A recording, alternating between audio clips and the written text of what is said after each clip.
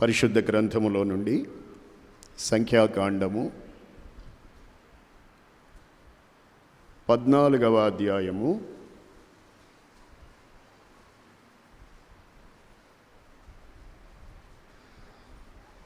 11వ వచనము నేను చదువుతాను, మీరు చూడండి. యెహోవా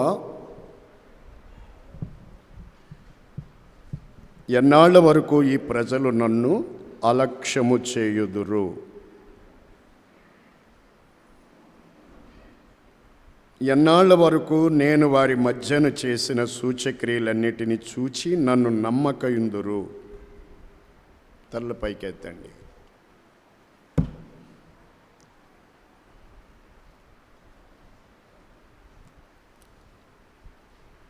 శ్రద్ధగా మీరు వినాలి. ఇటు చూడండి, అందరూ ఇటు చూడండి, నా వైపుకు చూడండి. అమ్మా, వాక్యం వినాలి.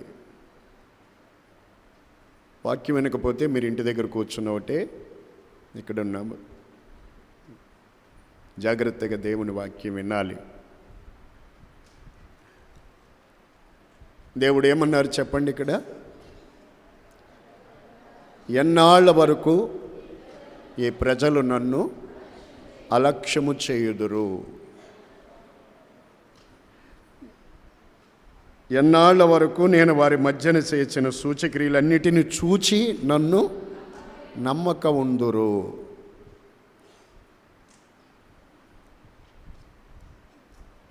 ఈ మాటలు దేవుడు ఏ సందర్భంలో అన్నారంటే,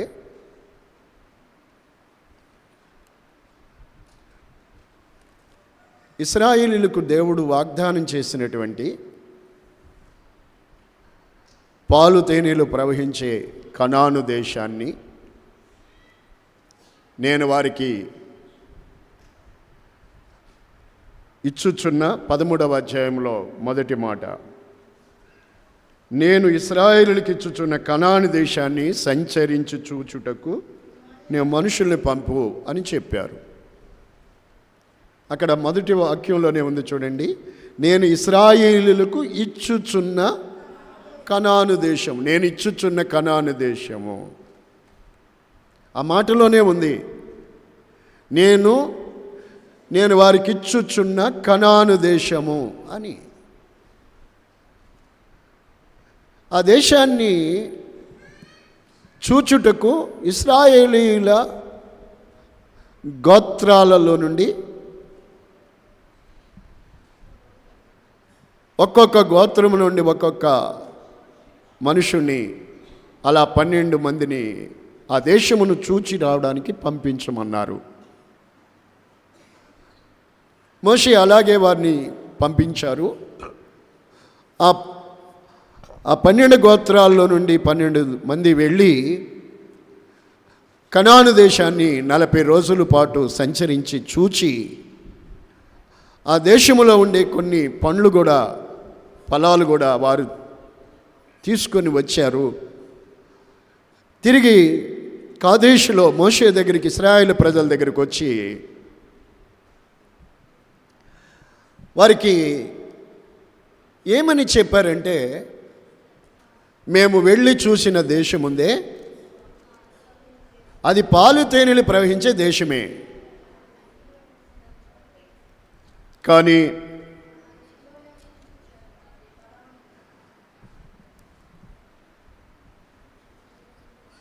అయితే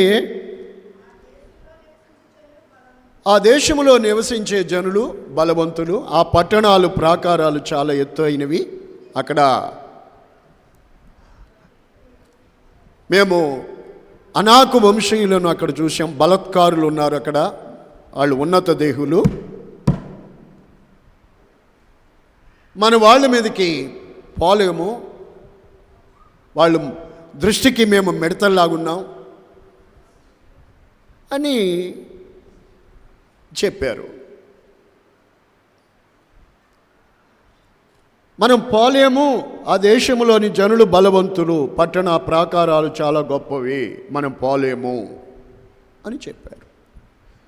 చూసి వచ్చిన వాళ్ళులో 12 మందిలో 10 మంది ఈ మాట చెప్పారు. కాలేబు, యెహోషువ అనే ఇద్దరు,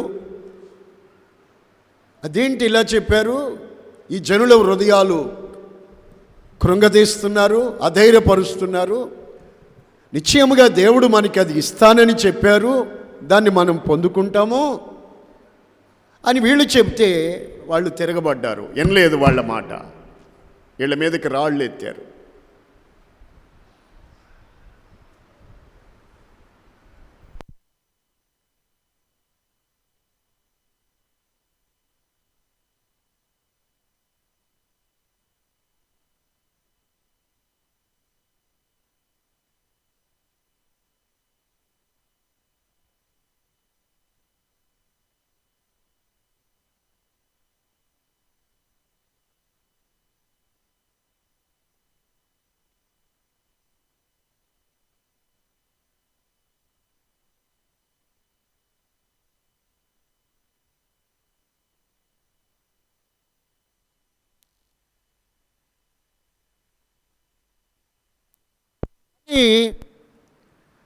ఇలాగూ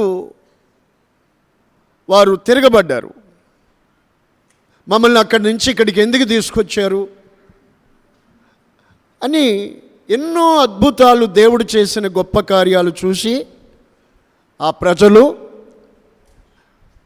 దేవుని మాట నమ్మకుండా తిరగబడ్డారు. ఈ మాటలన్నీ 14వ అధ్యాయంలో మనం పైన చూస్తాము. అప్పుడు దేవుడు మోషేతో ఈ మాట అన్నారు, ఈ ప్రజలు ఎన్నాళ్ళ వరకు నన్ను అలక్ష్యం చేస్తారు, ఈ ప్రజలు ఎన్నాళ్ళ మట్టుకు నన్ను అలక్ష్యం చేస్తారు, నేను చెప్పిన మాట నమ్మకుండా తిరగబాటు చేస్తారు, ఇన్ని కార్యాలు చూశారు, ఎన్నాళ్ళ వరకు నేను వారి మధ్య చేసిన సూచక్రియలను చూచి కూడా నన్ను నమ్మకుండా ఉంటారని చెప్పి ఆయన ఏమన్నారంటే 23వ వచనంలో, నన్ను అలక్ష్యము చేయువారిలో ఎవ్వరూ దానిని చూడరు అని చెప్పారు. నన్ను అలక్ష్యము చేయువారిలో అనండి ఆ మాట, నన్ను అలక్ష్యము చేయువారిలో ఎవరు దానిని చూడరు అని దేవుడు చెప్పారు.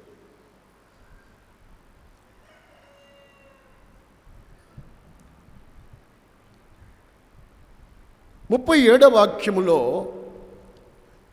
దేవుని మాటను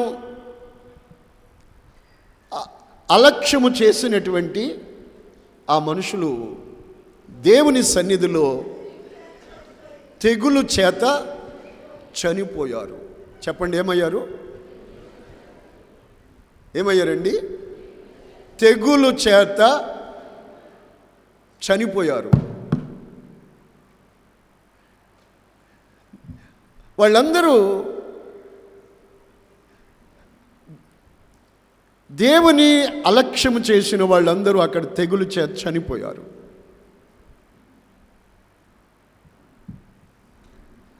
నా ప్రియమైన దేవుని ప్రజలారా,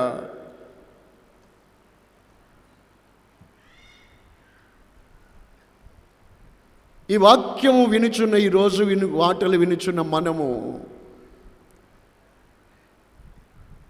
దేవుని వాక్యమును వినుచున్న మనము గ్రహించవలసింది ఏమిటి అంటే, చెప్పండి ఇప్పుడు మీరు, వారు ఎందుకు చనిపోయారు, అక్కడ ఎందుకు వాళ్ళు నాశనమయ్యారు, ఎందుకు వాళ్ళు నిర్మూలమయ్యారు? ఎన్నో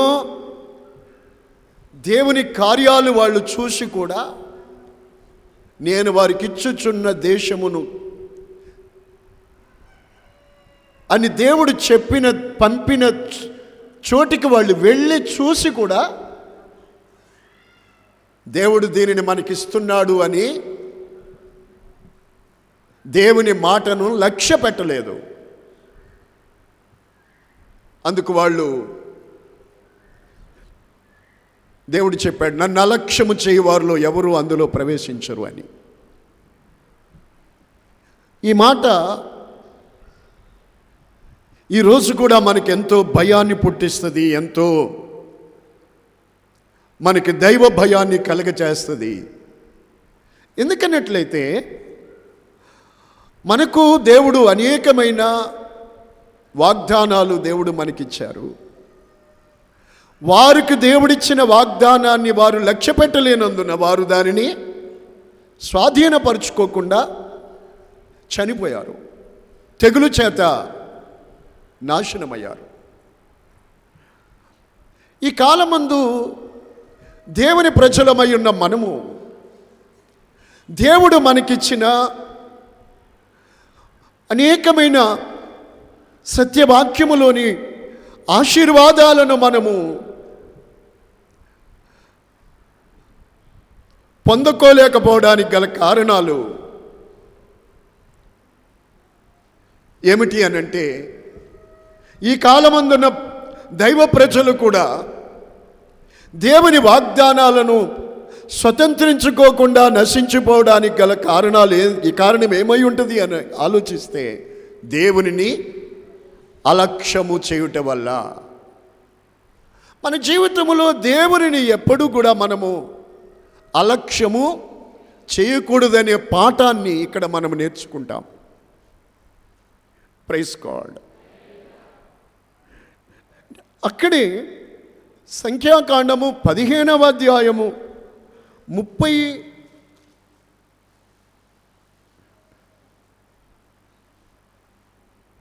వచనము నుండి మనము దేవుని వాక్యాన్ని జాగ్రత్తగా చూసినట్లయితే, నేను చదువుతాను, మీరు చూడండి. తీసారా మీరు అందరూ? చూపించండి ఒకసారి, బైబిల్ తెచ్చిన వాళ్ళు తీశారు కదా. సంఖ్యాకాండము 15వ అధ్యాయము 30వ వచనము నుండి, అయితే దేశమందు పుట్టినవాడే గాని పరదేశే గాని ఎవడైనను సాహసించి పాపము చేసిన ఎడల వాడు యెహోవాను తృణీకరించిన వాడగును. గనుక అట్టివాడు నిశ్చయముగా జనులలో ఉండకుండా కొట్టివేయబడును. వాడు యెహోవా మాటను అలక్ష్యము చేసి ఆయన ఆజ్ఞను మీరినందున నిశ్చయముగా కొట్టివేయబడును. వాని దోష శిక్షకు వాడే కారకుడు. చూడండి, ఇక్కడ దేశమందు పుట్టినవాడే గాని పరదేశీయే గాని ఎవడైనను సాహసించి పాపము చేసిన ఎడల, సాహసించి అంటే తెగించి, చాలా జాగ్రత్తగా వినాలి. సాహసించి పాపము చేసిన ఎడల యెహోవాను తృణీకరించి, అదే దేవుని లక్ష్య పెట్టకపోవటం, తృణీకరించి, యెహోవాను తృణీకరించి సాహసించి పాపము చేసినట్లయితే వాడు దోష శిక్ష, చెప్పండి, యెహోవా మాటను అలక్ష్యం చేసినట్లయితే నిశ్చయముగా వాడు కొట్టివేయబడతాడు. వాని దోష శిక్ష వాడే కారణం. అక్కడే కిందకెళ్తే, ఆ కాలంలో ఇశ్రాయేలీలు అరణ్యములో ఉన్నప్పుడు ఒకడు విశ్రాంతి దినమున దేవుని ప్రజలకు దేవుడిచ్చిన ఆజ్ఞలలో ఒకటి, విశ్రాంతి దినమును పరిశుద్ధంగా ఆచరించాలి. అందులో ఏ పని చేయకూడదు. అది కోతకాలమే కానీ ఏ కాలమే కానీ ఏ పని చేయకూడదు. దేవుని ఆజ్ఞ అంటే, దేవుడు ఎందుకు మనుషునికి తన ప్రజలకి మాట చెప్పారంటే, మనము మన జీవితంలో దేవునిని ప్రేమించేవారిగా ఉండాలని. చూడండి, మనము దేవునిని ప్రేమించేవారుగా ఉండాలి. అన్నిటికంటే దేవునిని మనం ప్రేమించేవారుగా ఉండాలని.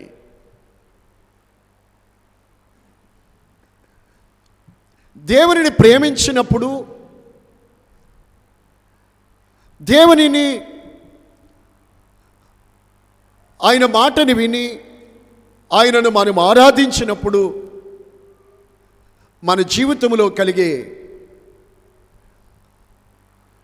ఆశీర్వాదములు మనము లెక్కించలేము. అందుకే దేవుడు చెప్పారు, విశ్రాంతి దినము పరిశుద్ధముగా ఆచరించాలి, అందులో ఏ పని చేయకూడదని. కానీ ఇక్కడ ఇశ్రాయేలీయులు అరణ్యములో ఉన్నప్పుడు వారిలో ఒకడు విశ్రాంతి దినమున కట్టెలేరుతున్నాడు. ఎందుకు? వంట చేసుకోవడానికి కట్టెలేరుతున్నాడు. ప్రజలు చూశారు, మోషే దగ్గరికి తీసుకొచ్చారు. మోషే దేవుడిని అడిగారు, ఏం చేయాలి మనుషుణ్ణి అని. దేవుడు అన్నారు, అతనికి మరణశిక్ష విధించమని చెప్పాడు. ఎందుకు? వినండి. అతనికి మరణశిక్ష ఎందుకు? దేవుని మాట అలక్ష్యము చేసినందుకు. ఇశ్రాయేలు ప్రజలందరూ రాళ్ళు వేసి అతన్ని రాళ్లతో కొట్టి చంపేశారు. చాలా జాగ్రత్తగా వినాలి. ఎందుకన్నట్లయితే ఒకడు సాహసించి తెగించి దేవుని మాటను, యెహోవా మాటను అలక్ష్యము చేసినట్లయితే వాడు నిశ్చయముగా వాని దోష శిక్ష వాడే కారణం. నా ప్రియులైన, ఇదే మాట మనకు కొత్త నిబంధనలో కూడా వ్రాయబడి ఉంది. బాగా ఆత్మీయులు బాగా గుర్తుపెట్టుకోండి.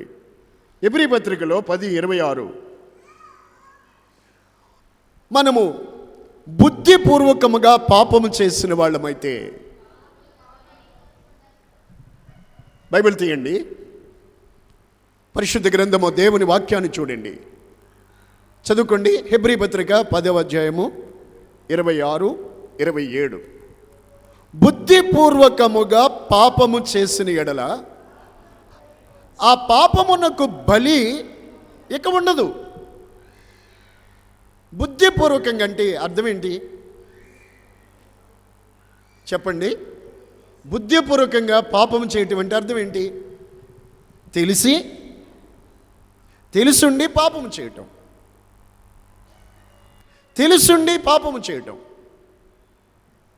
తెలుసుండి దేవుని వాక్యము తెలుసుండి దానిని అలక్ష్యము చేయటం.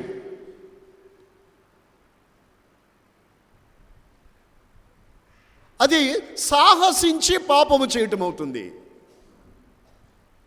వినాలి, చాలా జాగ్రత్తగా వినాలి. మరి వారి కోసం మీకేముంటుంది? విరోధులను దహించబోవు తీక్షణమైన అగ్ని, న్యాయ తీర్పు ఉంటుంది. బుద్ధిపూర్వకంగా పాపము చేసినట్లయితే ఇక బలి ఉండదు. యేసుక్రీస్తు ఒక్కసారి ఆయన కల్వారి శిలువలో మన పాపముల కొరకు, మన రక్షణ కొరకు బలియాగము అయ్యారు. Praise God. రెండు చేతులు ఎత్తి దేవానికి స్తోత్రం అని చెప్పండి. ఆయన తన మహాప్రేమను సిలువలో మన కొరకు చూపి ఆయన వధించబడిన గొర్రెపిల్లగా అర్పించుకొని మారు మనస్సును గూర్చి, రక్షణను గూర్చి, నిత్యత్వమును, నిత్య జీవమును గూర్చి, తీర్పును గూర్చి అనేక విషయములు ప్రభువు మనకి తెలియచేశారు. వీటన్నిటినీ దేవుడు మనకిచ్చిన తర్వాత మనము వాటిని ఎరిగిన తర్వాత వాటిని మనము లక్ష్యము చేయని వారమైతే, మనము అలక్ష్యము చేయవారమైతే, దేవుడు చెప్పిన మాటలను మనము అలక్ష్యము చేసి మనం ఏమవుదుము? ఆ కాలములో ఇశ్రాయేలు ప్రజలు దేవుడు చెప్పిన మాటని లక్ష్యపెట్టక అలక్ష్యము చేసి వారందరూ తెగులు చేత చనిపోయినారు అని మనము చదువుకున్నాం. దేవుని మాటలను అలక్ష్యము చేసినందున వారు వాగ్దాన దేశమును పొందలేదు అని మనము చదువుకున్నాం. ఈ కాలమందు యేసయ్య బలి అయ్యి ఆయన రక్తము కార్చి, ఆయన రక్తము ద్వారా మనల్ని ఇశ్రాయేలులతో సహపౌరులు చేసి మనల్ని ఆశీర్వాదమునకు, నిత్య జీవమునకు పాత్రులుగా మనలను మార్చాడు. మనము దేవుని వాక్యమును తెలిసి వాటిని మనము అలక్ష్యము చేయవారమైతే మనము కూడా మన దోష శిక్షకు మనమే కారణమవుతాం. మీకు మాట చెప్తాను. ఒకవేళ ఆ కాలములో ఇశ్రాయేలీలు దేవుని ఆజ్ఞను మీరి ఒకడు కట్టెలేరుతున్నాడు, అది మరణ శిక్షకు గురి చేసింది. చిన్న నేరమే కదా అని మనం అనుకోవచ్చు. దేవుని మాట ఈ కాలములో కూడా ఎవరైనా అలక్ష్యము చేస్తే వాని దోష శిక్షకు వాడే. ఇప్పుడు చూడండి, జాగ్రత్తగా ఆలోచించండి. దేవుని ఆజ్ఞ అతిక్రమిస్తే ఇప్పుడు ఎవరూ రాళ్లతో కొట్టేవారు కాదు, కానీ వారి దోష శిక్షను వారే అనుభవిస్తారు. దేవుని ఆజ్ఞను అలక్ష్యము చేసి, దేవుని మాటలను అలక్ష్యము చేసినందువల్ల కలిగే శిక్షా ఫలము వారు అనుభవిస్తారు. Praise God. దేవుని మాట అలక్ష్యము చేసినందువల్ల కలిగే ఆ యొక్క మరణం మరి ఏమీ కాదు, ఇక మరణం ఆ మనుష్యుడికి తప్పదు. ఈ రోజుల్లో కూడా దేవుని వాక్యమును, దేవుని మాటని అలక్ష్యము చేసిన వారికి ఎవ్వరూ శిక్ష వేయక్కర్లేదు. వాని దోష శిక్ష వానికే పడుతుంది. సామెతలు 5:22 ఉంటుంది చూడండి. దుష్టుని యొక్క దోషములు వానిని చిక్కులో పెట్టును.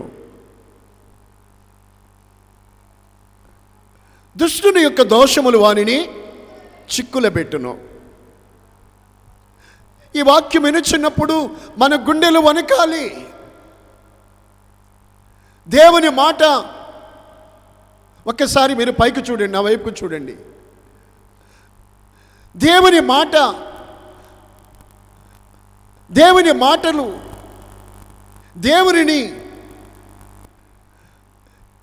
మీలో ఎందరు అలక్ష్యము చేయుచున్నారో, ఏ విషయములలో దేవుని మాట అలక్ష్యము చేసి సాహసించి పాపము చేయుచున్నారో, ఈ దినము దేవుని వాక్యమును గ్రహించుదురుగాక. దానివల్ల మనుషునికి మరణము పొంచి ఉంటుంది. Praise God, praise God. అందుకని మనము దేవుని మాటను ఎప్పుడు కూడా అలక్ష్యము చేయవారుగా ఉండకూడదు. దేవునిని ఎప్పుడు ఎవరు అలక్ష్యము చేసి ఆశీర్వాదకరముగా జీవించడం ఎవరి వల్ల కాదు. వారు మరణమును తప్పించుకొనలేరు.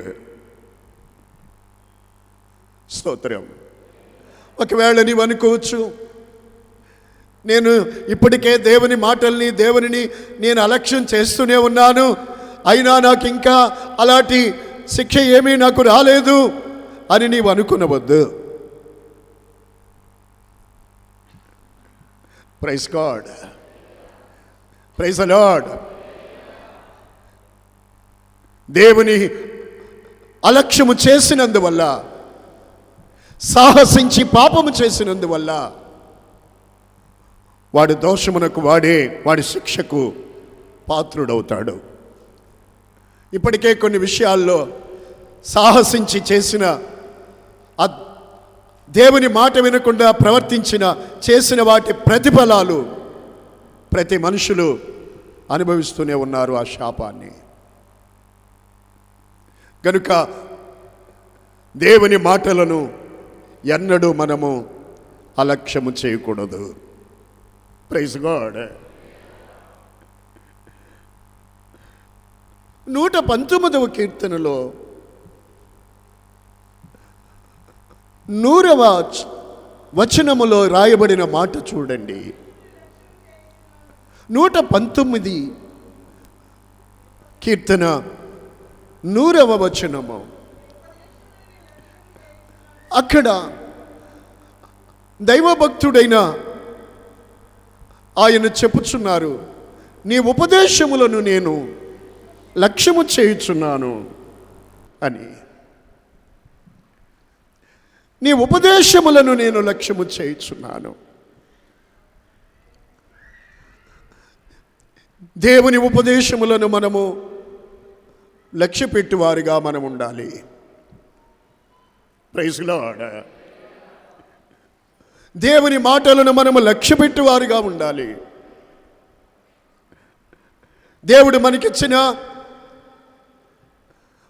ఉపదేశమును మనము ఎన్నడూ అలక్ష్యము చేయకూడదు. యెషయా గ్రంథము 42వ అధ్యాయము 21వ వచనాన్ని మనము చదువుకుందాం.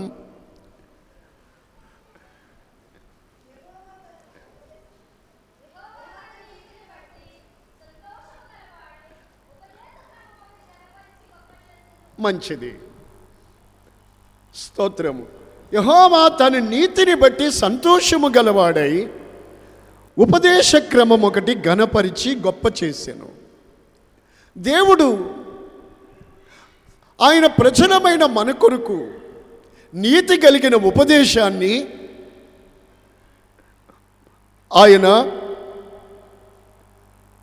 మనకిచ్చి ఉన్నారు. ఉపదేశ క్రమమును దేవుడు మనకిచ్చి ఉన్నాడు. అది నీతిగల ఉపదేశము. తన నీతిని బట్టి ఆయన సంతోషము గలవాడై మనకిచ్చినటువంటి ఉపదేశము, ఆ ఉపదేశము మనకు నీతిని నేర్పించును. అందులో మనము నడిచినప్పుడు, దానిని మనము లక్ష్యము చేయనప్పుడు మనము సంతోషము గలవారుగా మనము జీవించగలుగుతాము.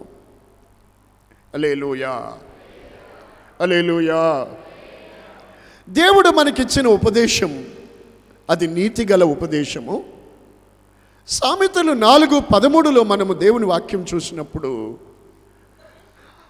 ఉపదేశము విడిచిపెట్టక దానిని గట్టిగా పట్టుకొనుము, అది నీకు జీవము అని దేవుడు చెప్పుచున్నాడు. చెప్పండి. ఉపదేశము, దేవుడు మనకిచ్చిన ఉపదేశము అది మనకు జీవము. ఉపదేశము, చెప్పండి, దేవుడు మనకిచ్చిన ఉపదేశమే మనకి జీవం. కనుక ఉపదేశమును విడిచిపెట్టక దానిని గట్టిగా పట్టుకొనుమని దేవుడు చెప్పుచున్నాడు. ఎందుకనగా అది జీవము.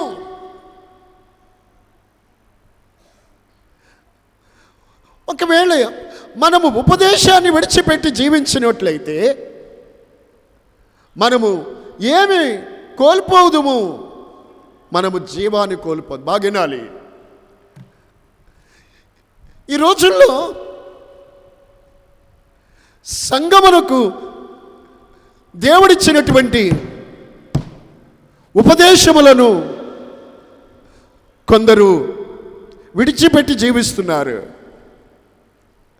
అలాంటి వారు, ఉపదేశమును విడిచిపెట్టి జీవించేవారు, వారి వాస్తవిక జీవితం ఎలా ఉంటుంది? ప్రకటన గ్రంథము 3వ అధ్యాయము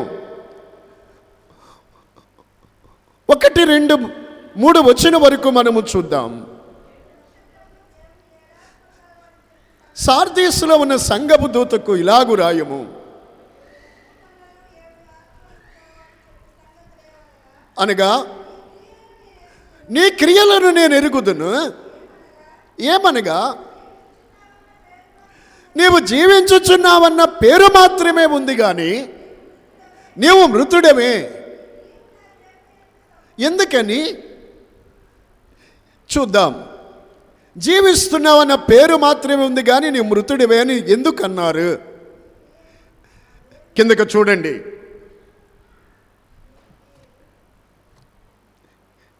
చూడండి, నీవు ఎలాగూ ఉపదేశము పొందితివో, ఎలాగూ వింటివో జ్ఞాపకము చేసుకొని దానిని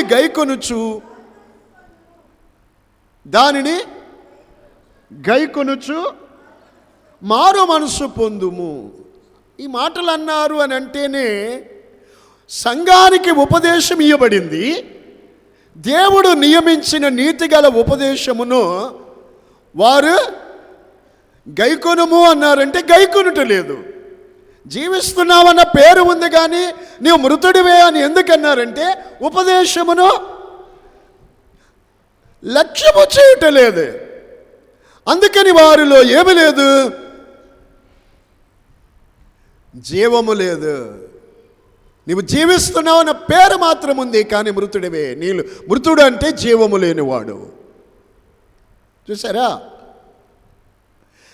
నీలో ఉపదేశమును నీవు అలక్ష్యము చేసినట్లయితే, ఈ రోజున దేవుని సంఘములో దేవుడు ఇస్తున్న ఉపదేశము, నీతిగల ఉపదేశాన్ని దేవుని సంఘములోని ఎవరైతే అలక్ష్యము చేస్తారో వారు మారు మనసు లేని వారుగా ఉంటారు. వారు జీవము లేని వారుగా ఉంటారు. పేరుకి జీవిస్తున్నావన్న పేరే తప్ప నీవు మృతుడవే. నీవు మృతుడవే, నీలో జీవము లేదు. ఎందుకనగా మనుషునికి జీవము దేవుని ఉపదేశమే. Praise lord.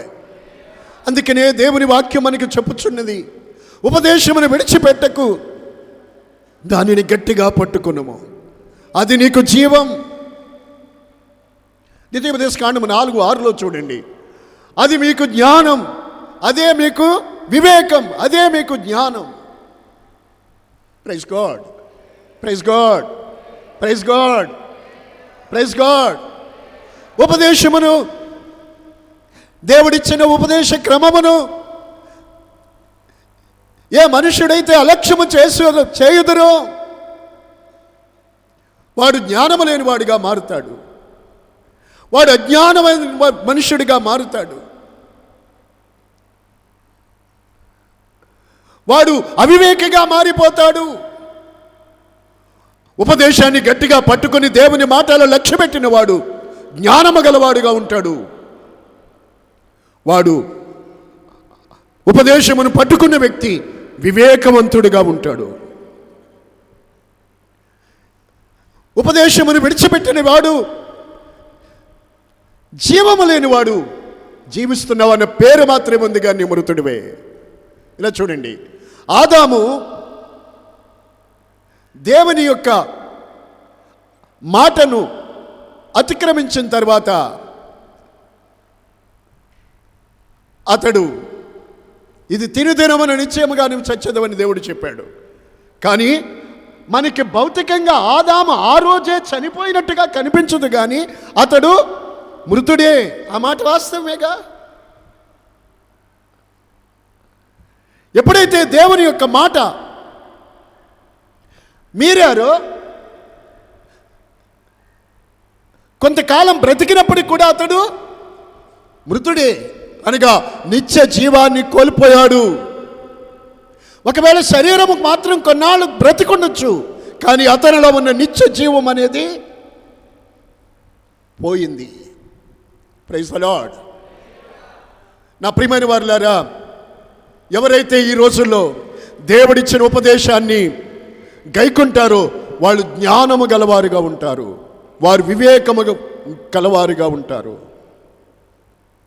ఉపదేశాన్ని విడిచిపెట్టిన వాడు అవివేకి. ఉపదేశమును విడిచిపెట్టి జీవించేవాడు అజ్ఞాని అవుతాడు. వాడు బుద్ధిహీనుడుగా మారుతాడు. వాడు జీవాన్ని కోల్పోతాడు. జీవిస్తున్నావనే పేరు మాత్రమే ఉంటుంది, కానీ మృతుడివే. మారు మనసు లేనివాడిగా ఉంటాడు. ఈ కృపకాలములో దేవుడు సారథి సంఘానికి చెప్పిన మాటలు మనం కూడా వింటున్నాం, మనకు కూడా చెప్పబడుతున్నాయి. ఆ మాటలు మనకు కూడా దేవుడు వినిపిస్తున్నారు. ఒకవేళ ఉపదేశమును విడిచిపెట్టి జీవించుచున్నట్లయితే, ఇదిగో నీ క్రియలు నేను ఎరుగుదును, ఎరగనని మాత్రం అనుకోవద్దు. ఇదిగో నీవు ఎలాగ ఉపదేశం పొందుతావో, ఎలాగ వింటివో దానంతటిని జ్ఞాపకం తెచ్చుకొని దానిని గైకొనుము అని చెప్తున్నాడు. ఈ రోజుల్లో చాలామంది దేవుని సన్నిధులకు వచ్చి ఉపదేశాన్ని వింటున్నారు, కానీ దానిని విడిచిపెట్టి జీవించేవాళ్ళుగా ఉంటున్నారు. నీ ఉపదేశాన్ని విడిచిపెట్టావంటే నువ్వు కోల్పోతున్నది జీవాన్ని కోల్పోతున్నావు, అజ్ఞాని అవుతున్నావు, అవివేకిగా ప్రవర్తిస్తున్నావు, మారు మనసు లేనివాడిగా తయారవుతావు. చివరికి నీ దోష శిక్షను నీ కొరకు కనిపెట్టుకొని ఎదురు చూస్తుంది. Praise God. అందుకనే 119వ కీర్తన 100వ వచనములో నీ ఉపదేశములను నేను లక్ష్యము చేయుచున్నాను. నా ప్రియమైన దేవుని జనాంగమా, ఈరోజు దేవుని వాక్యం వింటున్న మీరు దేవుని ఉపదేశాలను లక్ష్యము చేయుచున్నారా, లేక అలక్ష్యము చేయుచున్నారా? Praise God. దేవుని ఒకసారి ఆలోచన చేసుకోనండి. దేవుని ఉపదేశములను మనము లక్ష్యము చేయుచున్నామా, లేక అలక్ష్యము చేయుచున్నామా? మత్తయి సువార్త 22వ అధ్యాయములో చూడండి,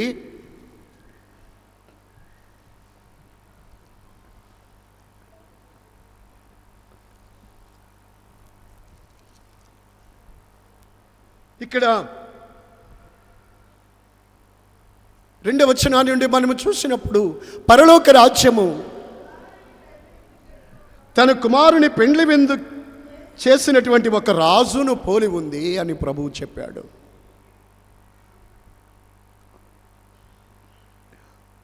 ఎలా ఉంది? పరలోక రాజ్యము తన కుమారునికి పెండ్లి విందు సిద్ధపరిచిన ఒక రాజు తన కుమారునికి పెండ్లి విందు సిద్ధపరిచినట్టుగా ఉంది. అప్పుడు ఆ పెండ్లి విందుకు పిలవడానికి అనేకులను తన దాసులను ఆయన పంపించారు. నేను చెప్తా చూడండి. నా కుమారుని పెండ్లి విందుకు రండి, పరలోక రాజ్యం అలా పోల్చి చెప్పబడింది.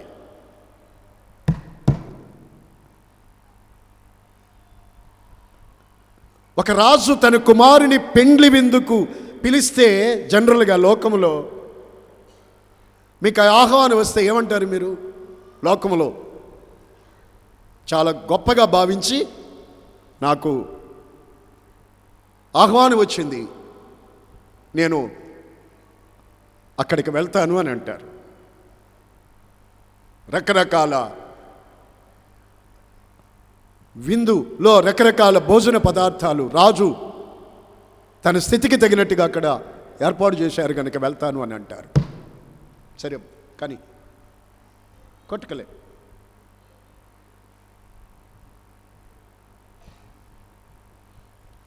స్తోత్రం.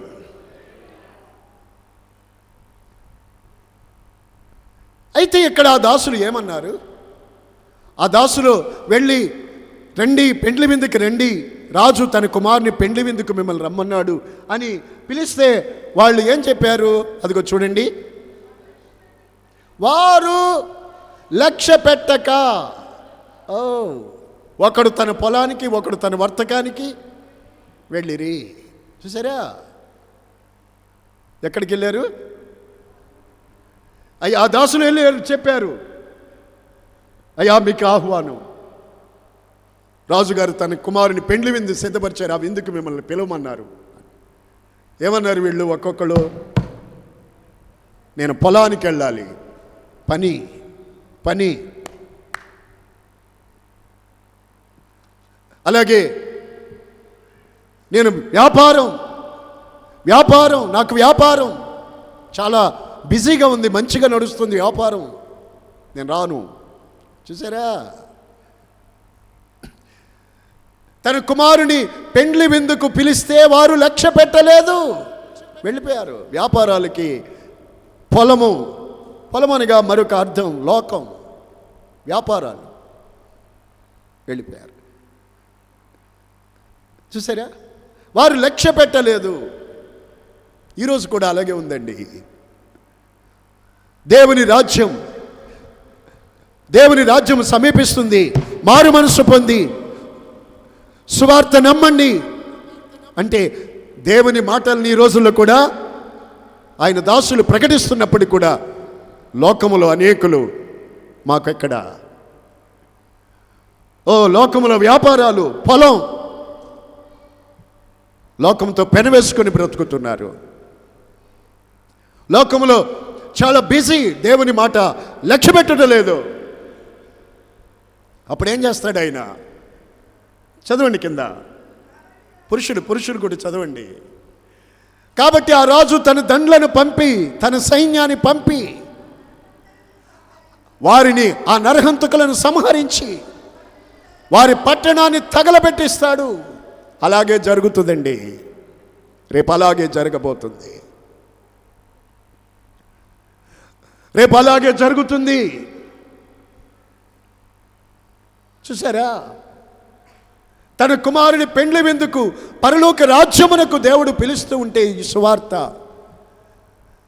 ఈ రోజున నీవు దానిని లక్ష్య పెట్టని వ్యక్తివైతే రేపు అదే జరుగుతుంది. ఆ పట్టణాలని అయినా తగలబెట్టించి ఆ నరహంతకులను, ఎందుకంటే ఆ దాసులను వాళ్ళు కొట్టి చంపారు,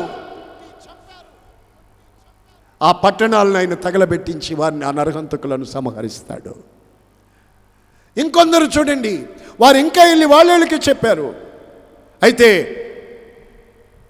ఆ పెండ్లి మీదకి వచ్చిన వాళ్ళని ఒకసారి చూడడానికి రాజు వెళ్ళి చూస్తున్నప్పుడు అక్కడ ఒకడు కనబడ్డాడు. వాడు పెండ్లి వస్త్రం ధరించుకోలేదు, పెండ్లి వస్త్రం ధరించుకోలేదు. అప్పుడు ఆ పెండ్లి వస్త్రం ధరించుకొని వారిని చూశారు. పెండ్లి వస్త్రం లేకుండా ఇక్కడికి ఎలా వచ్చావు? పెండ్లికి వెళ్ళేటప్పుడు మనము ఎలా వెళ్తాం ఏమండి? పెండ్లికి వెళ్ళేటప్పుడు ఎలా వెళ్తాం?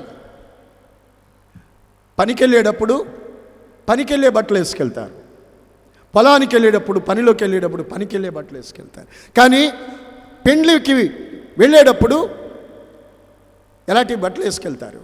ఇక్కడ చూసినట్లయితే ఈ పెండ్లి వస్త్రము అనగా, పెండ్లి వస్త్రం అనగా అది రక్షణ వస్త్రము. ఆమేన్, ప్రైజ్ ది లార్డ్, హల్లెలూయా. అది రక్షణ వస్త్రం. మనము దేవుని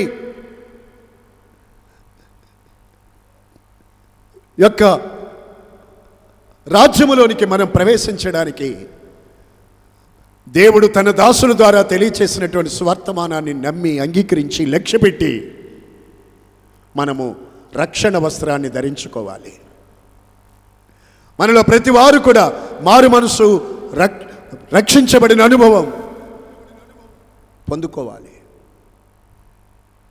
నీవు దేవుని యొక్క రాజ్య సువార్త విని కూడా దేవుని మాటలను అలక్ష్యము చేస్తే ఏమవుతుంది? వీరిని వెలుపలికి చూడండి, వాక్యం చూడండి. వీని కాళ్ళు చేతులు కట్టి వెలుపటి చీకటిలోనికి త్రోసివేయండి, అక్కడ ఏడ్పు పండ్లు కొరుకుతా ఉండును. చూసారా? హలో, నా నేరం ఏముండదండి, రేపు నా మీదేముండదు. మీరు గమనించండి, చూడండి ఆ మాటలు. అరే అబ్బాయి, బైబిల్ తీసి చూడే, ఎలా కూర్చున్నారు. దేవుని మాటలు లక్ష్య పెట్టినందుకు, దేవుని మాటలను లక్ష్య పెట్టినందుకు వారు ఏమయ్యారు, ఏమవుతారు? ఇదేదో తేలికగా మనం తీసి పాడేయడానికి వీల్లేదు. ఇది దేవుని మాట.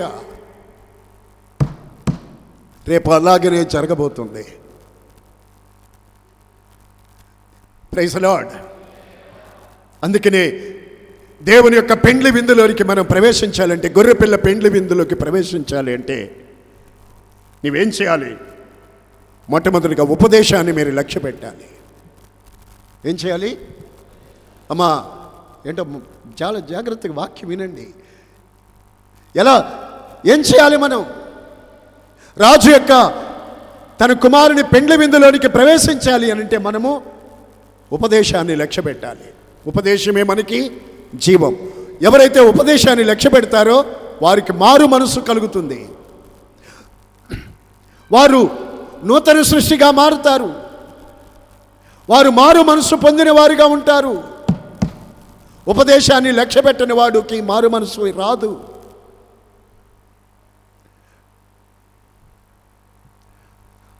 Praise the Lord. Praise the Lord. మనిషిని దేవుని పోలికలోకి మార్చేది, పాపపు స్వభావాన్ని నుండి విడిపించేది దేవుని నీతి గల ఉపదేశమే. చాలామందికి రోజుల్లో ఏదో చిన్న చిన్న అల్పకాలపు ఏదో ఈ శ్రమ తీరిపోతే చాలు దేవుడా, ఈ పని అయితే చాలు దేవుడా, నాకు ఈ కార్యం చెయ్యి, నీకు ఏదో ఇస్తాను. ఎవరికి ఇవ్వాలి? మనము దేవుడికి మనమా ఇచ్చేది? మనము దేవుడికి ఇచ్చేవాళ్ళమా? మన దేవుడే మనకి తన ప్రియులు నిద్రించుచుండగా ఆయన వారికి ఇచ్చుచున్నాడు. ఆయన ఇచ్చుచున్నాడు. ఆయన ఇచ్చుచున్నాడు. Praise the lord. వినండి, దేవుడు మానవునికి ఏమిచ్చుచున్నాడు? ఆయన నీతిగల ఉపదేశము ద్వారా, దాన్ని మనం గైకొనుట ద్వారా నీవు దేవుని యొక్క స్వరూపాన్ని మనము ధరించుకుంటాం.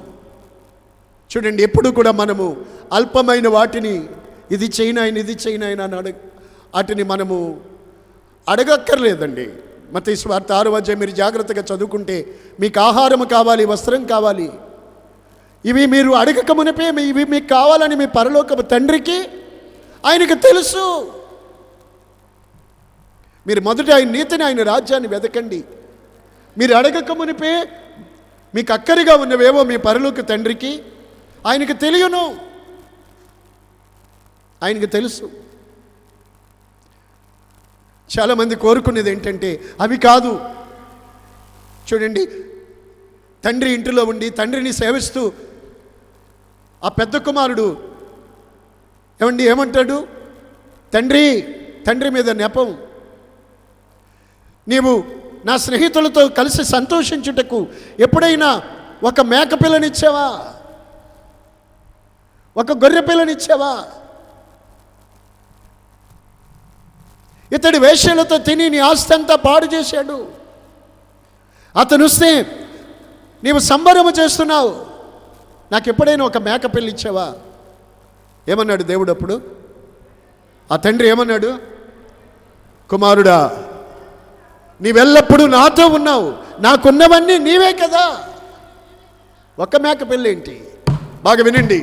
మనము దేవునితో ఉన్నాము వారమైతే, మనము దేవునిలో ఉన్నవారమైతే దేవునికి ఉన్నవన్నీ మనవే. నిత్యములో దేవుడు సిద్ధపరిచినవన్నీ మన కొరకే. మేకపిల్ల ఇస్తే ఎన్ని రోజులు వస్తుంది? మేకపిల్ల విలువ ఎంత? ఒక మేకపిల్ల నీ జీవితానికి సరిపోతుందా? అది ఒక పూట, 2 పూటలు. మనం ఇలాంటి అవివేకిగా మనం ఉండకూడదు. చాలామందికి నాకు ఇది అవ్వలేదు, అది అవ్వలేదు, నేను ప్రార్థనకు వచ్చాను, నాకు కూతురు పుట్టింది, కొడుకు పుట్టలేదు, నేను ప్రార్థనకు వచ్చాను, చెరువు పండలేదు, చేను పండలేదు, నా పిల్ల పెళ్లి కాలేదు. తప్పది. నా దేవుని ప్రియులారా, మనము నీ దేవుని నిందించకూడదు. మనము దేవుని నిందించకూడదండి. Praise the lord. ఒకటి మనము చేయాలి, దేవుని ఉపదేశాలు మనము లక్ష్య పెట్టాలి. దేవుడు మన కొరకు సిద్ధపరిచిన నీతి గల ఉపదేశ క్రమం, ఆ ఉపదేశంలో మనం నిలిచి ఉండాలి. చాలా జాగ్రత్తగా నండి. ఈరోజు సంఘాలు అనేక మంది చాలా చెలగాటంగా తేలిగ్గా తీసుకుంటున్నారు, ఉపదేశాన్ని విడిచిపెట్టి ప్రవర్తిస్తున్నారు. మారు మనసు లేకపోయినా చింతపడటం లేదు. కుటుంబము శాపగ్రస్తంగా తెలుసుండి బుద్ధిపూర్వకంగా పాపం చేస్తున్నా లక్ష్య పెట్టడం లేదు దేవుని మాటలు. చివరికి ఏమవుతారు తెలుసా? ఉపదేశాన్ని లక్ష్య పెట్టకపోతే ఆయన పంపిన దాసులను కొట్టి అవమానపరిచి వాళ్ళ బట్టలు చించేసి దేవుని మాట లక్ష్య పెట్టకపోతే ఆ రాజు తన దండ్లను పంపి ఆ పట్టణాలు తగలబెట్టించి ఆ నరహంతకులను సంహరిస్తాడు. అదొకటైతే, అంగీకరించిన వాళ్ళకి అదొకటైతే, దేవుని సువార్తకు ఉపదేశానికి సంపూర్ణంగా లోబడిన వారికి వారు కూడా చీకటిలోకి పడదొరయబడతారు. అందుకని ఉపదేశాన్ని మనము లక్ష్య పెట్టాలి. దేవునికి 2 చేతులెత్తి స్తోత్రాలు చెల్లిందాం. గడగడ వణుకుచు దేవుని స్తుతించండి. ఇంకెంతకాలం మనం భూమి మీద మనము ఇలాగూ దేవుని ఆరాధించుకునడానికి మనకు సమయం ఇవ్వబడి ఉందో మనకు తెలియదు. ఇప్పటికే దేవుడు అనేక సంగతులను మనకు బోధిస్తూ ఉన్నాడు. పరిశుద్ధాత్ముడు దేవుడిచ్చిన ఉపదేశాలను మనము లక్ష్యము చేయాలి, అలక్ష్యము చేయకూడదు. స్తోత్రం, స్తోత్రం. మరి ఒక మాట మీకు తెలియచేస్తాను. 62 కీర్తన 10వ వచనము పురుషులు చదువుతారు. దొరికింది మీకు. ధనము హెచ్చినను దానిని లక్ష్య పెట్టవద్దు. Praise the Lord. బలత్కారమందు నమ్మిక ఉంచవద్దు, ధనము హెచ్చినను దానిని లక్ష్య పెట్టవద్దు. చెప్పండి మీరు అందరూ ఆ మాట.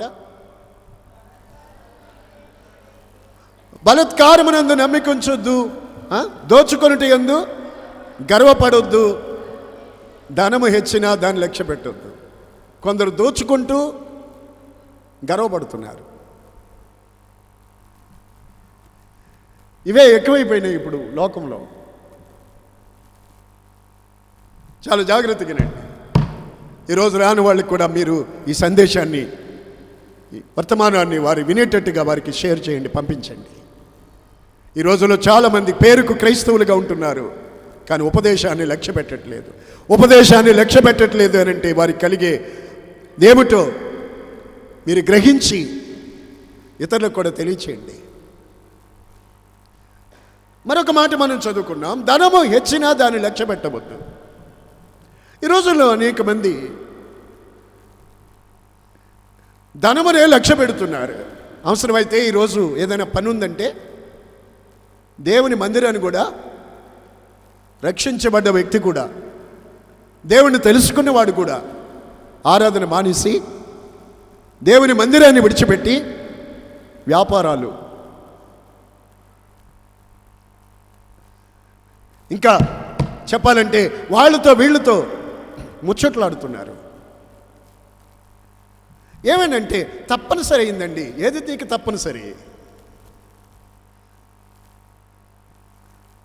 చాలా జాగ్రత్తగా ఆలోచించండి.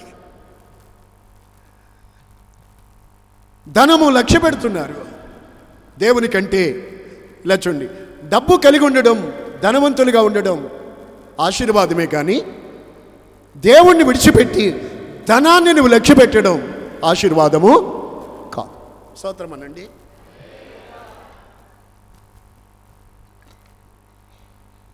మళ్ళా చెప్తున్నాను, యెహోవా ఆశీర్వాదము ఐశ్వర్యం ఇచ్చును. రైట్? అయితే మనము దేవునిని విడిచిపెట్టి దేవునినేమో నిర్లక్ష్యం చేసి ధనమునే మనము ధనం వైపుకే తిరిగి దేవునికి మనము వీపు చూపించి ధనం వైపుకే మనము తిరిగి దానిని మనము లక్ష్యపెట్టి వారమైతే ఆ ధనము కానీ ఆ జీవితం కానీ మనకు ఆశీర్వాదము ఉండదు. Praise lord. వినేవారికి నా దేవుని ఉపదేశం జీవపు ఊట. చూడండి, 1 తిమోతి 6:10 దేవుని వాక్యం ఏం చెబుతుందనగా, ధనాపేక్ష అనేది సమస్తమైన కీడులకు మూలమదే. చూడండి ఆ మాట, చూడండి, తనపడద్దు. చాలాసార్లు మీరు చదువుకున్న మాటే, ఒకవేళ మీరు తీయకపోయినా పర్వాలేదు, ఏనండి. ధనాపేక్ష చూసారా? ధనాపేక్ష. ఓ రాత్రి పగలు ధనాపేక్ష. ధనమును ప్రేమించుట, ధనాపేక్ష అనేది సమస్తమైన కీడులకు అదే మూలం. కొందరు దాన్ని ఆశించి విశ్వాసములో నుండి తొలగిపోయి నానా బాధలతో తమను తామే పొడుచుకుని చచ్చిపోయారు.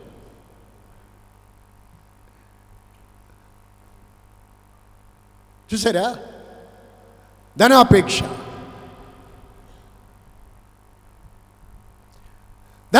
అనేది అదే సమస్త కీడులకు మూలం. కొందరు దాన్ని ఆశించి, విశ్వాసులే దాన్ని ఆశించినప్పుడు విశ్వాసంలో నుండి తొలగిపోవలసి వచ్చింది. నానా బాధలకు అప్పగించుకున్నారు. Praise lord.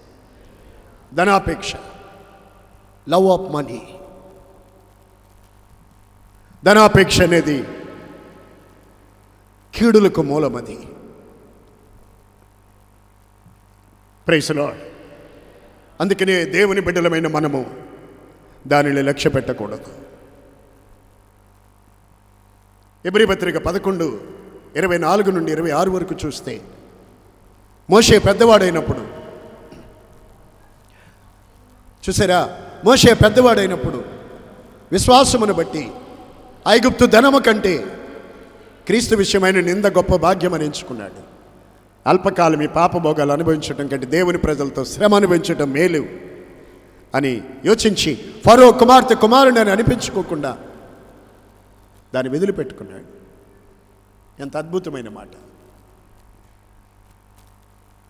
ఎంత అద్భుతమైన విషయం. ఫరో కుమారుడని అనిపించుకోవాలి. అది చాలా గ్రేట్ కదా. ఫరో కుమారుడుగా పెరిగాడు, కానీ ఫరో కుమారుడని అనిపించుకోకూడదు అనుకున్నాడు.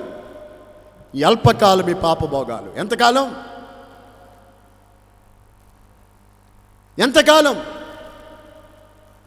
కొందరు ఈ రోజున దేవుణ్ణి అలక్ష్యము చేసి ధనాన్ని లక్ష్య పెడుతున్నారు, విశ్వాసము నుండి తొలగిపోతున్నారు. శాపగ్రస్తులు. చివరికి ఏమవుతుంది అది? అపోస్తులు 8వ అధ్యాయంలో 30వ వచనమో 31లోనే ఉంటుంది. నీ వెండి నీతో కూడా నశించును అని ఉంది. నీ వెండి నీతో కూడా నశించును.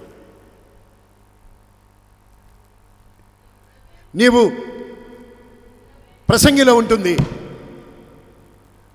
అతడు ధనము గలవాడైనను తను వచ్చిన అట్టే మరలా పోవును, ఆ చివరికి అతని చేతితో ఏమీ కూడా తీసుకుని పోడు. ఇది తీసుకెళ్ళేది కాదు. తీసుకెళ్ళేదా? ధనం అనేది, నా ప్రియమైన వారులారా, మనము ధనం వెనుక పరిగెట్టకూడదు. ధనం వల్ల ఈ రోజులు అనేక మంది గర్విష్ఠులు అయిపోతున్నారు. పరమగీతములు ప్రకటన గ్రంథంలో మనం చూస్తాం, లవోదికయ సంఘములో, నేను ధనవంతుడిని, ధనవృద్ధి చేశాను, నాకేమి కొదువా అన్నట్టుగా జీవిస్తున్నావు. లోపల నీ హృదయంలో ఉన్న గర్వం ఎప్పుడైతే వస్తుందో దేవునికి నీవు అసహ్యమైపోతావు. అందుకే సొలొమోను అంతటి వ్యక్తే, నాకు ధనవంతుడిగా నన్ను దరిద్రుడిగా చేయొద్దు నాయనా. ఒకవేళ ధనవంతుడినై కడుపు నుండి నిన్ను యెహోవా ఎవడంటానేమో, దరిద్రునైతే పేదవాడినై దొంగిలించి ఆకలికి నీ నామాన్ని అవమానపరుస్తానేమో.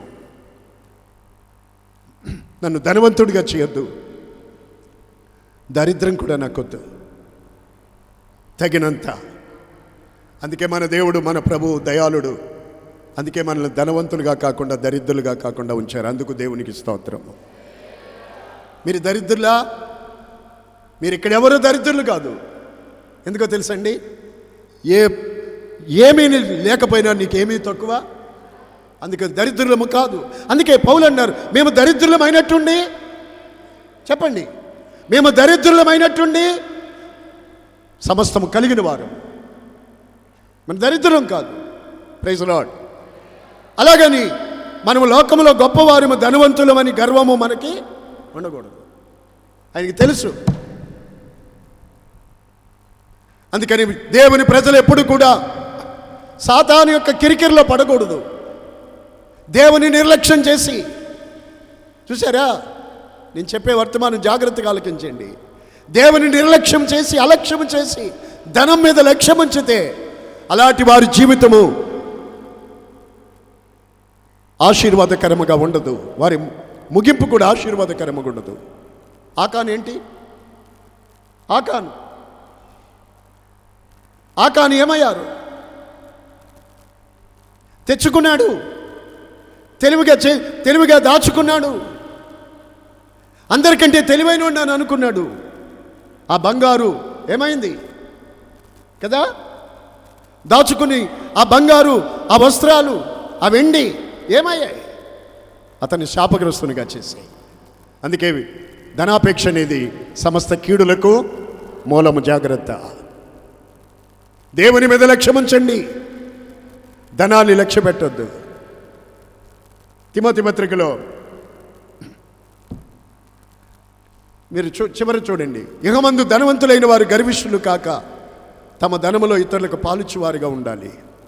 ఒకవేళ దేవుడు నేను సంపన్న స్థితిలో ఉంచి ఉంటే గర్వించొద్దు. గర్వము దేవునికి అసహ్యం.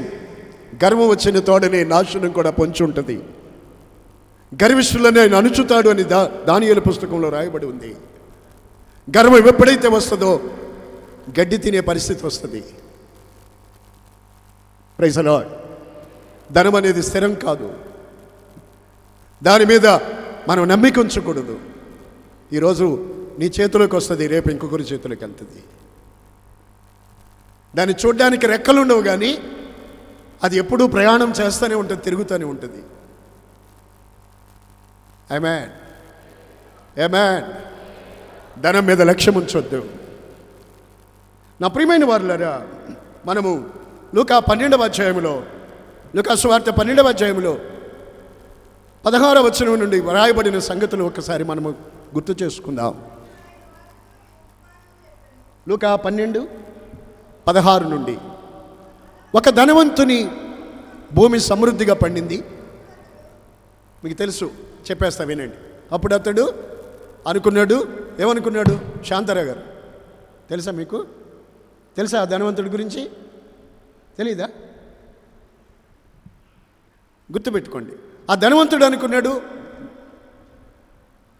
నా పంట విస్తారంగా పండింది, దాన్ని కూర్చుకుని దానికి కొట్లు పెద్దవి చేసుకుని అందులో దాచుకుంటాను, దాచిపెట్టుకుని నా ఆస్తి నా పంట అంతా అందరూ దాచిపెట్టుకుని నా ప్రాణమా అనేక సంవత్సరాలకి సరిపోద్ది, తిను తాగు సుఖించు అని చెప్పుకుంటాను అనుకున్నాడు.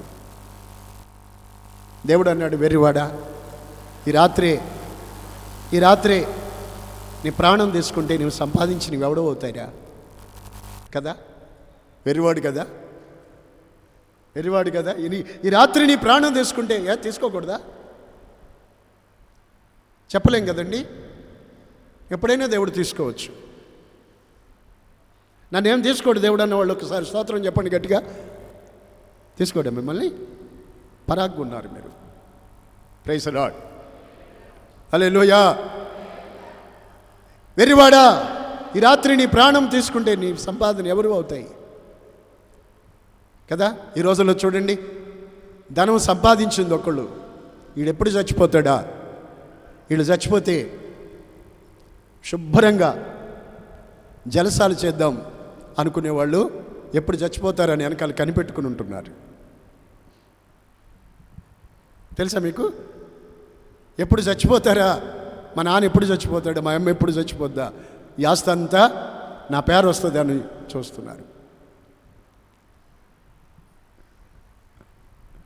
నా దేవుని పిల్లలారా, ఆస్తి అందు లక్ష్యం ఉంచొద్దు. ఆమేన్. ఈ ధనవంతుడు అలా అనుకున్నాడు. వెర్రివాడా అని కింద మాట అన్నారు చూడండి, దేవుని ఎడల ధనవంతుడు కాక తన కొరకే సమకూర్చుకునేవాడు అలాగే ఉంటాడు. మనం దేవునిలో ధనవంతులు అవ్వాలి, విశ్వాసములో భాగ్యవంతులుగా మనం ఉండాలి. హల్లెలూయా చెప్పండి. చాలినంత ఇచ్చావు, దేవానికి స్తోత్రం. మీకేమైనా తక్కువైందా? దేవుణ్ణి అడగండి. ఆమేన్. కానీ ధనం మీద లక్ష్యం ఉంచొద్దు. ఇవాళ చాలామంది దాన్ని ఆశించి విశ్వాసములో నుండి తొలగిపోతున్నారు, దేవుని మందిరానికి దూరం అయిపోతున్నారు, పరిశుద్ధుల సహవాసాన్ని కోల్పోతున్నారు, కేవలం ధనార్జన కడికి భ్రష్టులు అయిపోతున్నారు. ఏమి లాభం? ఆలోచించండి నా ప్రియమైన వారులారా. Praise the Lord. దానిని లక్ష్య పెట్టవద్దు. చివరి మాట ఎబ్రీ పత్రిక 3:1. చివరి మాట అనేసరికి మీకు ఎంత బలం వస్తుంది.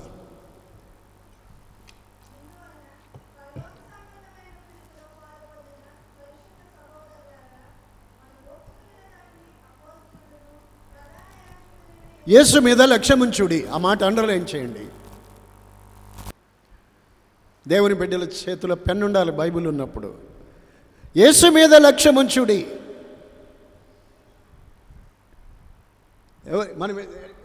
ఎవరి మీద లక్ష్యం ఉంచాలి అనండి నోటితో. యేసు మీద లక్ష్యముంచుడి.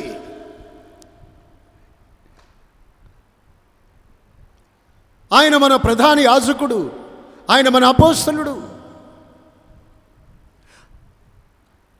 పరలోక సంబంధమైన పిలుపులో పాలు పొందిన పరిశుద్ధ సహోదరులారా, యేసు మీద లక్ష్యం ఉంచుడి.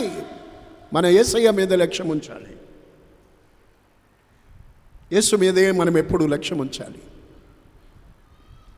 చూడండి, ఒక రోజున ఒక ఆయన వచ్చి ప్రభు పాదాల మీద పడి తన కుమార్తె చావబోతుందని ఆయన బ్రతిమలాడుకుంటూ ఉన్నాడు. ఆయన పాదాలు పట్టుకుని బ్రతిమలాడుకున్నాడు. రా ప్రభువా, నా బిడ్డ చావు బ్రతుకుల్లో ఉంది, నాకొక్కతే కూతురు, 12 సంవత్సరాలు పెంచానయ్యా, ఇప్పుడు అది చావు బ్రతుకులో ఉంది,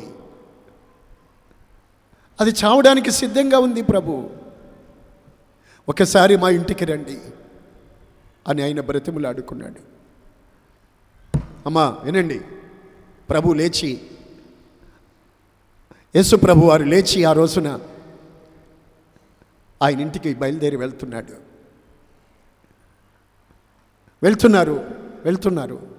ఇంతలో మధ్యలోకి వెళ్ళనిచ్చి కొంత దూరం వెళ్ళాక ఈ సమాజ మందిరపు అధికారి ఇంటి దగ్గర నుండి కొందరు ఈ నెతుక్కుంటూ ఎదురయ్యారు. అయ్యా,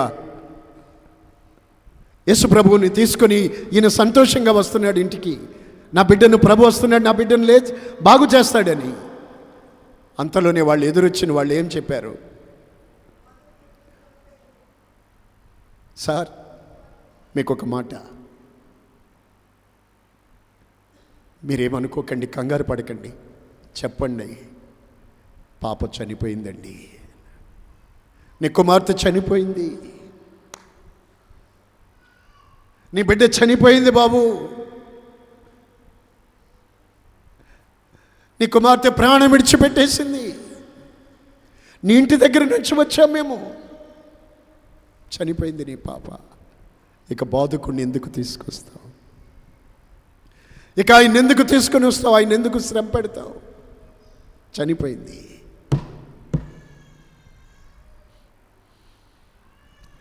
ఆ మాట వాళ్ళు సమాజ మందిరపు అధికారితో చెప్పగానే, అదిగో ప్రభు అంటున్నారు చూడండి,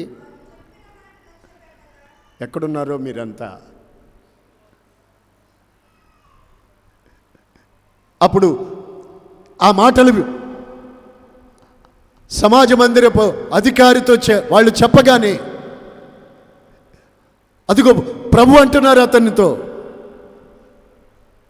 సమాజ మందిరపు అధికారి, వారు చెప్పు మాటలు లక్ష్య పెట్టక భయపడకుము, నమ్మిక మాత్రముంచు.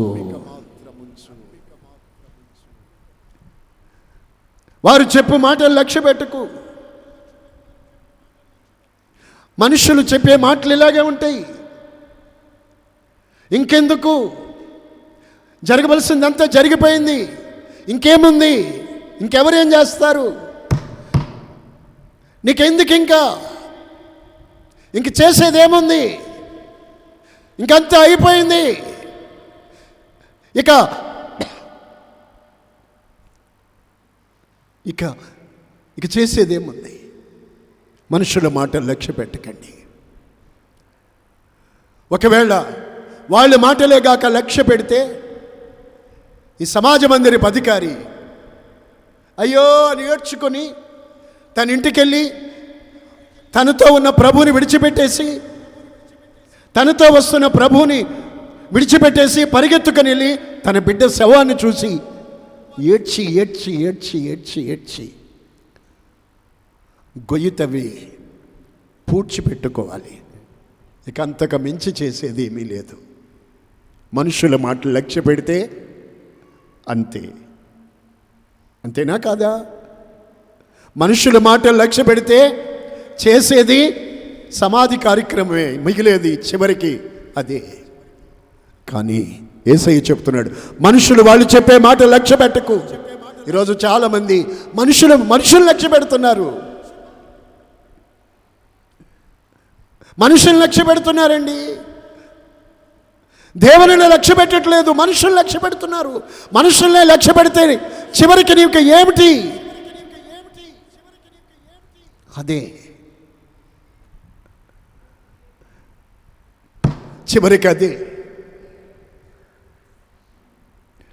కానీ ప్రభు చెప్తున్నాడు చూడండి, ఈరోజు మనుషులను లక్ష్య పెట్టకు, వాళ్ళు చెప్పే మాటలు లక్ష్య పెట్టొద్దు, నమ్మిక మాత్రం ఉంచు, భయపడవద్దు.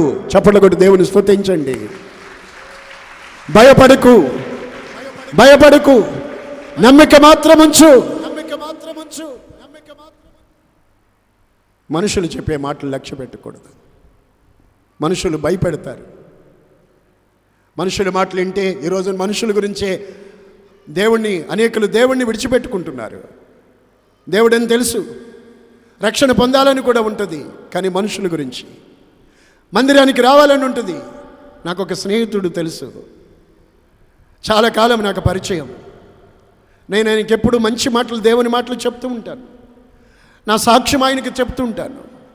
కళ్ళారా ఆయన దేవుని కార్యాలు నాలో ఎన్నో చూశారు. చాలా వరకు లోపల మనుషుల మార్పు నేను చూశాను. ఆ మనుషులు కూడా ఒకప్పుడు ఉన్నట్టు లేరు. కానీ నేను చెప్పాను, వాక్యం కూడా చదివి చెప్తా ఉంటాను. మీరు 1 గంట దేవుని మందిరంలోకి వచ్చి మోకాళ్ళుని ప్రార్థన చేసుకుంటే మంచిది. దేవుని ఆరాధించడం మంచిది. టైం వెళ్ళిపోతుంది, ఏ టైం ఏమిటో తెలియదు. రైటేనండి. కానీ మాయ లోకం ఉంది కదా, ఈ లోకం ఉంది కదా, ఈ లోకం మా వెనకాల వాళ్ళు ఉన్నారు కదా మనుషులు. ఈ కులం అనేది ఉంది కదండి, మీకు తెలియంది ఏముందండి? మనుషులను లక్ష్య పెడితే ఇంకంతే, మనుషులను లక్ష్య పెడితే ఇంకంతే. ఆయనకి తెలుసు మీరు చెప్పేది మంచిది. ఈ రోజున చాలామంది ఇలాగే మనుషుల ముఖాలు లక్ష్యపెట్టి దేవునికి దూరం అయిపోతున్నారు. రక్షణ నిర్లక్ష్యం చేసుకుంటున్నారు. కొందరు మనుషులు చెప్తారు, ఒకసారి మన మందిరానికి వచ్చి బిడ్డలు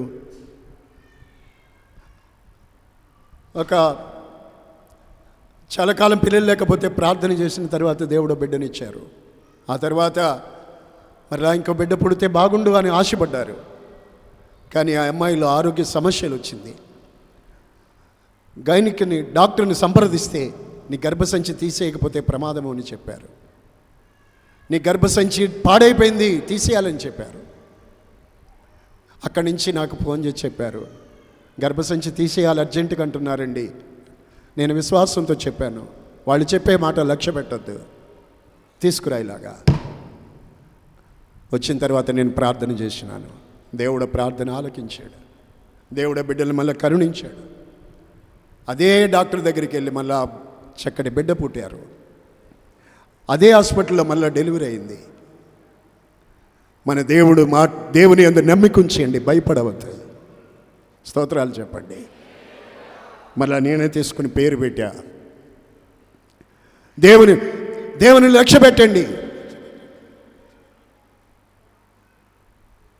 ఒకసారి ఒకరికి లేక కాన్పు వచ్చింది. వైద్యుడి దాని దగ్గరికి వెళ్ళారు. ఇది సరిలేదు, తీసేయాలన్నారట. నేను ఎన్నో విషయాలు చెప్పాను, వినలేదు.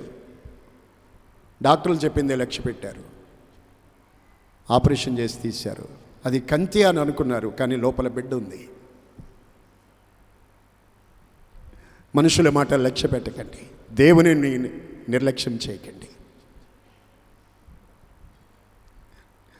భయపడవద్దు. వినండి, అక్కడేదో దెయ్యం క్రియ చేస్తున్నట్టుంది మీకు వాక్యం వినకుండా. దేవుని ఆ మాటలు చూడండి. సమాజ మందిరపు అధికారితో యేసు ప్రభు చెప్పిన మాటలు, మనుషుల మాట లక్ష్య పెట్టొద్దు, భయపడవద్దు, నమ్మిక మాత్రం ఉంచు. దేవుని యందు నమ్మిక ఉంచాడు. వాళ్ళ మాటలు ఏమీ వినలేదు ఆయన. ప్రభు తీసుకొని ఇంటికి వెళ్ళారు.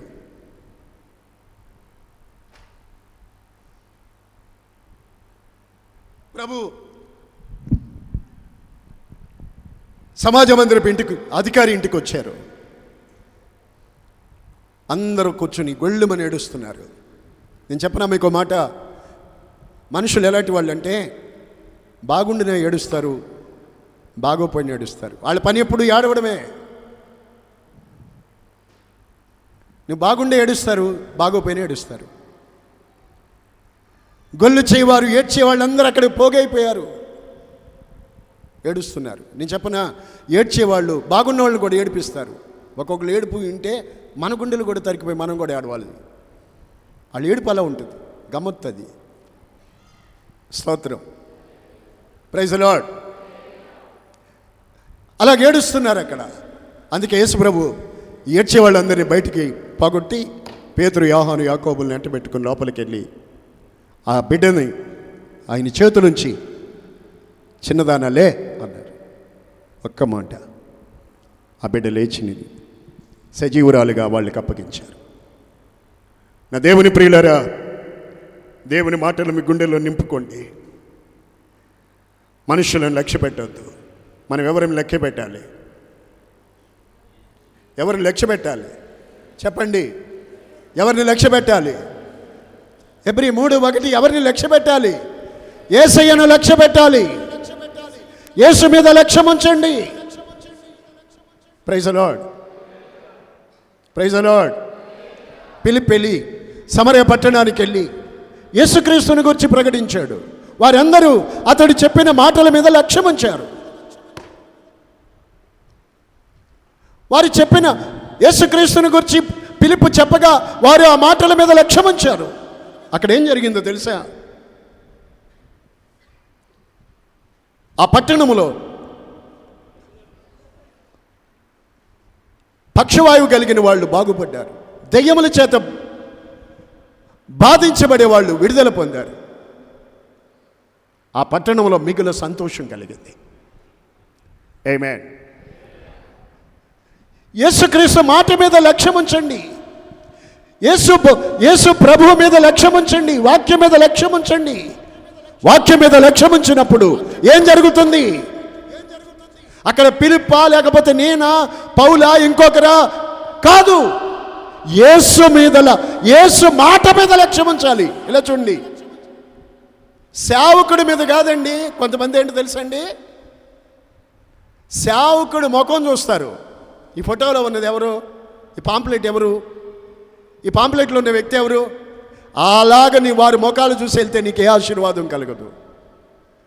ఎవరి వల్ల మనకి నిత్యజయం వస్తుంది? అంతే కదా. అందుకే పౌలు ఎవరు? అపోల్లో ఎవరు? వారు క్రీస్తు పరిచారకులే కదా. అంతే కదా. పౌలు అయినా అపోల్లో అయినా, వింటున్నారండి, యేసన్న గారు చెప్పేవారు, యేసన్న కాదు, యేసయ్య మీకు స్వస్థపరిచేది. వింటున్నారా? ఎప్పుడు సేవకులు కాదు, యేసు మీద లక్ష్యం ఉంచండి. ఇక్కడ చెప్పే ఆయన ఇంతలా ఉన్నాడా? బాగా చదువుకున్నాడా? ఇంత ఎత్తున్నాడా? ముక్కింత పొడుగుందా?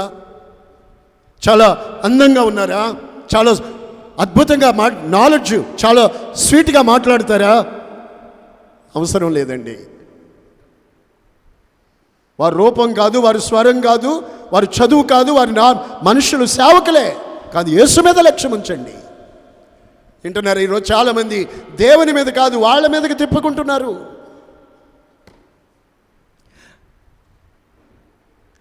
దేవుని మీద లక్ష్యం ఉంచండి. ఎప్పుడైతే పిలుపు యేసుక్రీస్తుని గురించి ప్రకటించాడో ఆ మాటల మీద వారు లక్ష్యం ఉంచారట. అంతే, వాళ్ళు వారిలో రోగులైన వాళ్ళు బాగుపడ్డారు, దెయ్యాల చేత పీడించబడే వాళ్ళు బాగుపడ్డారు. ఆ పట్టణంలోనే దుఃఖము పోయింది, సంతోషం వచ్చింది. నీవు కూడా బైబిల్ చదవండి, యేసునందు విశ్వాసం ఉంచండి, ప్రభు మాటల మీద లక్ష్యం ఉంచండి. దేవుని వాక్యములోనే స్వస్థపరిచే శక్తి ఉంది. దేవుని వాక్యములోనే మనకి విడుదల కలుగుతుంది. దేవుని వాక్యము ద్వారానే మనకి సమాధానం దొరుకుతుంది. హల్లెలూయా, హల్లెలూయా, హల్లెలూయా, హల్లెలూయా.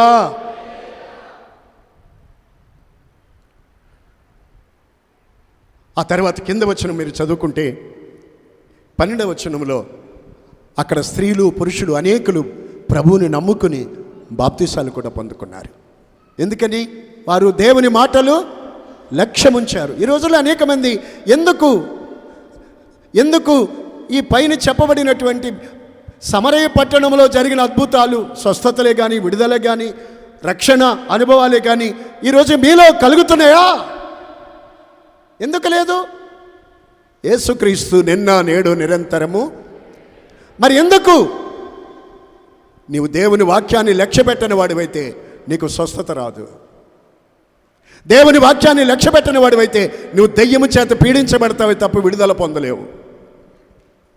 దెయ్యాలు ఎందుకు పడతాయి? దేవుని మీద నీ హృదయం లేనప్పుడు దెయ్యాలు నీకు దేవుని మీద నీ కృతజ్ఞత లేనప్పుడు లోపలికి వచ్చి నిన్ను నాశనం చేస్తాయి.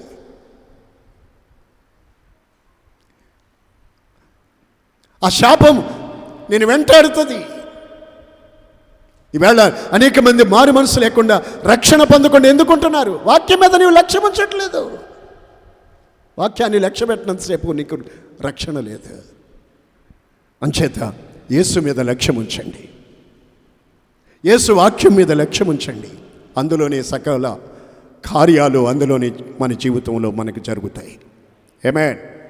నేనేదో మీ కొరకు చేతులుంచి ప్రార్థన చేయవలసిన అవసరం కూడా ఉండదు.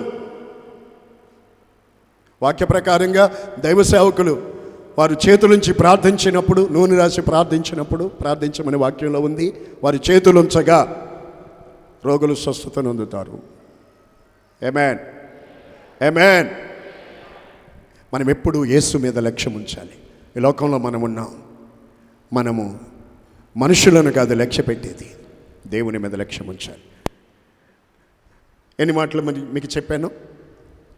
చాలా ప్రాముఖ్యమైన విషయాలు, మన జీవితానికి అవసరమైన మాటలు దేవుడు మనకిచ్చాడు. ఇశ్రాయేలు ప్రజలు, నేను వారికి ఇచ్చుచున్న కనాను దేశాన్ని చూసి రమ్మని పంపితే వాళ్ళు వెళ్ళి చూశారు. పాలుతేనెలు ప్రవహించే దేశమే అది. ఒప్పుకున్నారు, అడుగు పెట్టారు, కళ్ళతో చూశారు. కానీ దేవుడు మనకిస్తున్నాడు అని దేవుని మాట లక్ష్య పెట్టలేదు. ఎన్నో అద్భుతాలు చూశారు, ఇది దేవుడు మనకిస్తున్నాడు అని అనుకోలేదు, నమ్మలేదు. ఎంతకాలం నా అద్భుతాలు చూసి వీరు నన్ను అలక్ష్యం చేస్తారు, నన్ను అలక్ష్యం చేసిన వాళ్ళు ఎవరు దానిలో ఈరోజు దేవుని రాజ్యాన్ని గురించి, దేవుని వాగ్దానాల గురించి అనేకము నీవు వింటున్నప్పటికీ కూడా వాటిని అలక్ష్యం చేస్తే నన్ను అలక్ష్యం చేయవాళ్ళు ఎవరు అందులో ప్రవేశించరు. ఆమేన్. రెండవది, ఒకటి మనం దేవుని మాట, దేవుని లక్ష్య పెట్టాలి. దేవుని ఉపదేశాన్ని మనము లక్ష్య పెట్టాలి. ధనాన్ని మనము లక్ష్య పెట్టకూడదు. యేసు మీదే మన లక్ష్యం ఉంచాలి. అందరూ లేచి నిలబడండి. అందరూ కూడా లేచి నిలబడండి.